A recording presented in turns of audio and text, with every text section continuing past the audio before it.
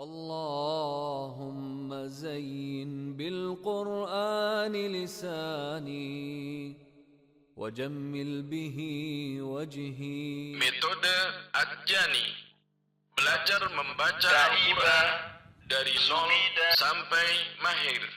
Jilid 1. Bismillahirrahmanirrahim. Berjumpa kembali dengan metode Ad-Jani, belajar membaca Al-Quran pemula, belajar membaca Al-Quran dari nol sampai mahir. Jika Anda baru pertama kali menonton video tutorial ini, sebaiknya tonton penjelasan mengenai kaidah-kaidah pembelajaran dan gambaran praktik belajar mengajar di dalam kelas, yaitu pada video jilid 1 halaman 1, atau Anda juga bisa klik link yang muncul di atas.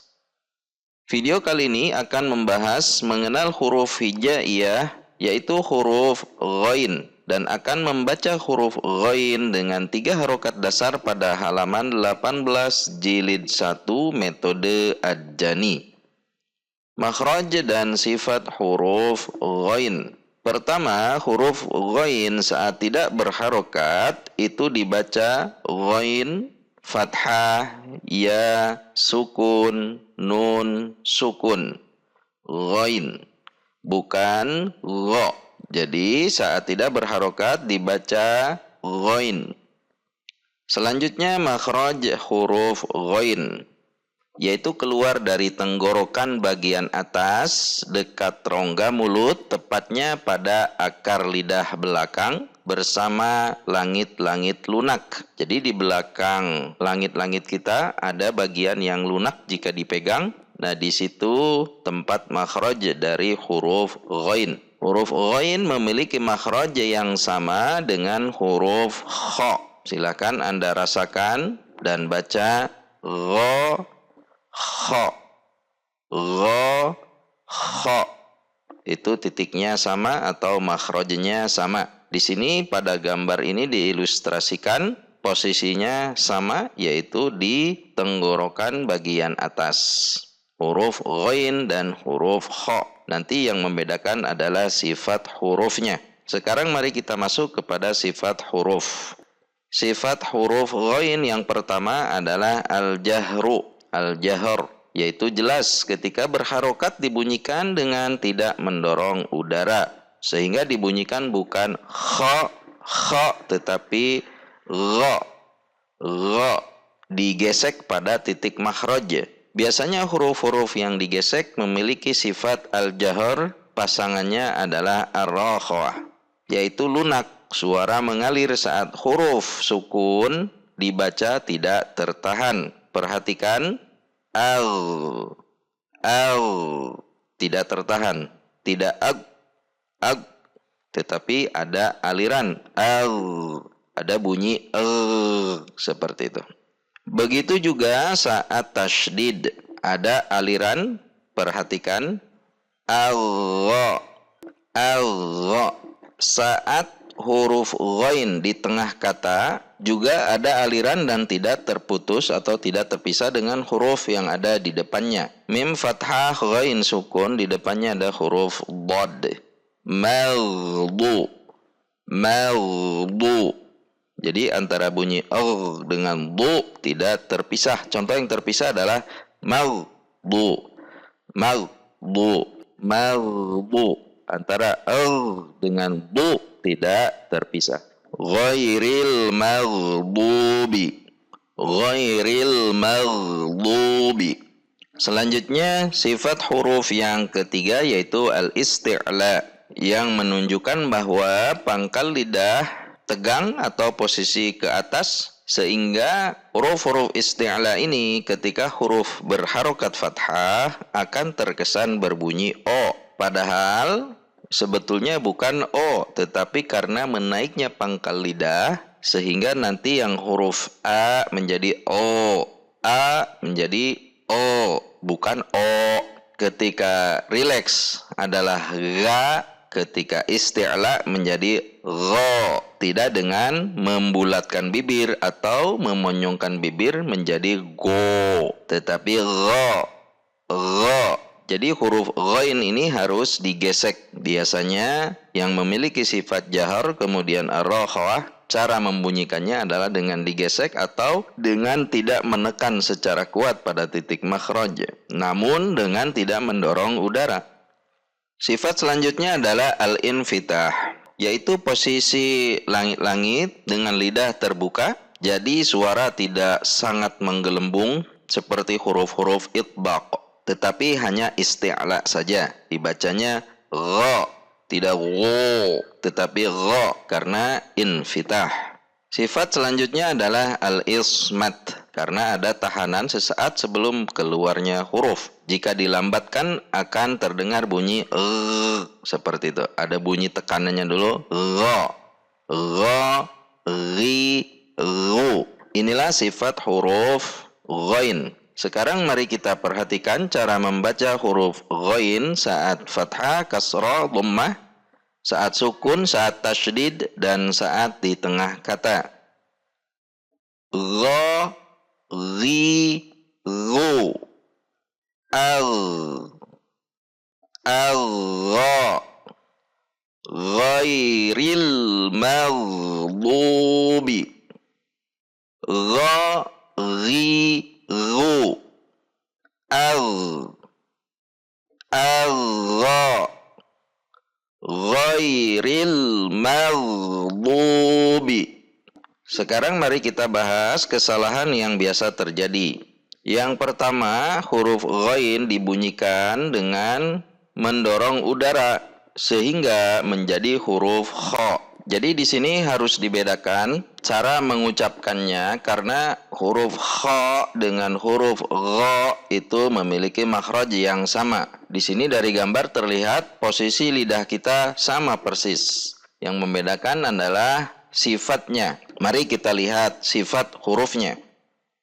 Antara huruf ghain dan huruf kha, yang membedakan adalah hanya sifat jahar dan sifat hamas atau al-mahmus. Saat huruf kha adalah dengan cara mendorong udara, kha, kha, sementara huruf ghain dengan tidak mendorong udara, gha, gha, tidak gha, gha. Seperti itu nanti jadi huruf kha. Sementara sifat yang lainnya ar-rakhawah, al-isti'la, al-infitah, dan al-ismat semuanya sama. Sehingga ketika sedikit saja berubah pada cara pengucapannya maka akan menjadi huruf yang lain. Ini yang harus diperhatikan, yaitu gha dengan kha. Titiknya sama.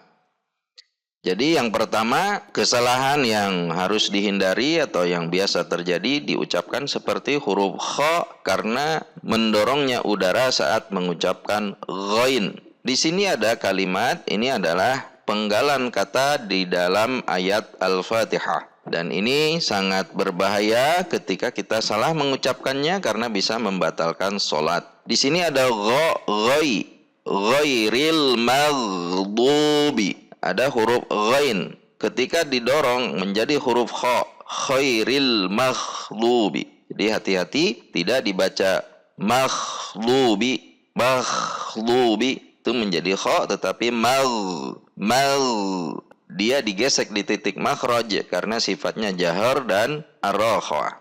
Ghairil maghdubi, maghdubi. Perhatikan. Selanjutnya kesalahan yang kedua dibunyikan seperti huruf G bahasa Indonesia, ghairil maghdubi. Tidak ada sifat ar-rakhawahnya atau ditekan terlalu kuat pada titik makhraj sehingga menjadi ghairil, bukan gha tetapi go. Ini kesalahan yang sering terjadi.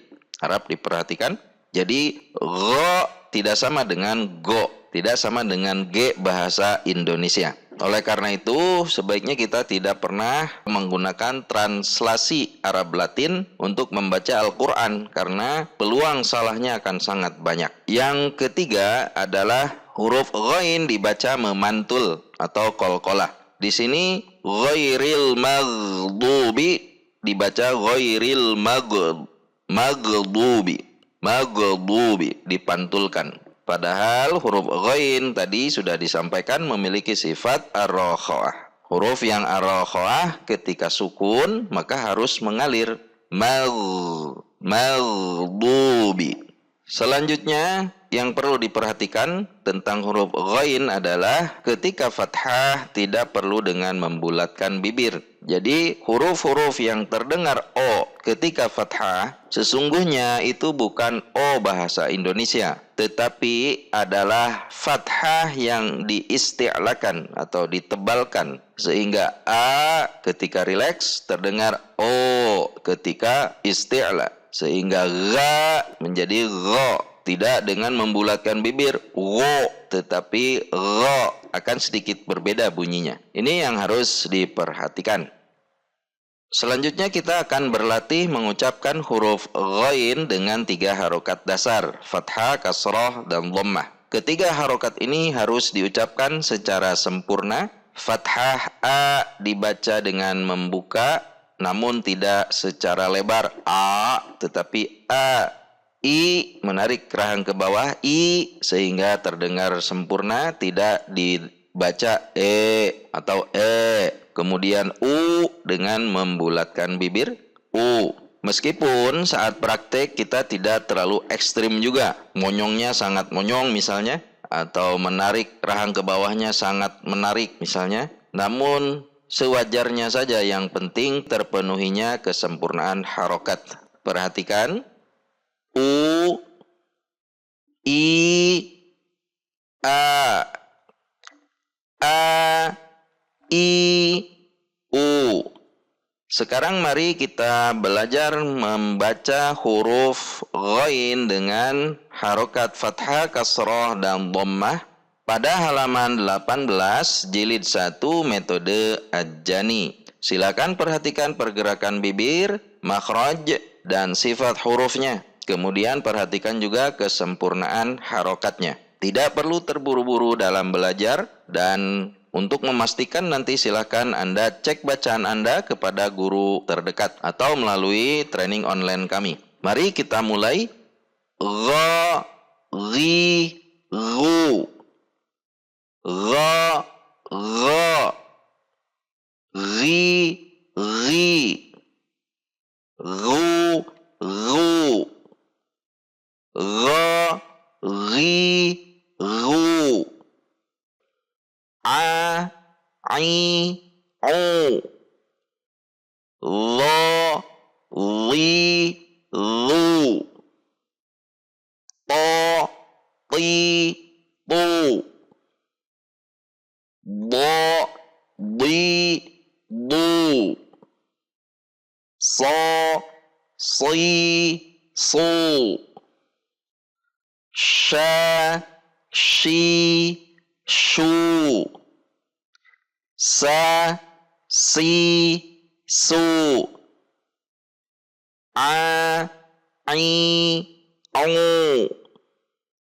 Gha, ghi, ghu.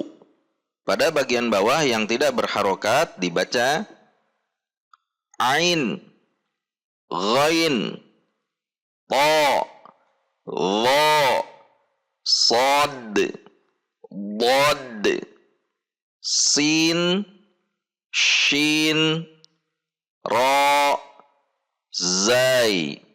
Kemudian untuk memastikan apakah murid sudah menguasai halaman ini dengan baik dan benar, silahkan diuji dengan membaca terbalik seperti contoh. Gu, ri, ra. Au, ai, a. Su, si, sa. Shu, shi, sha.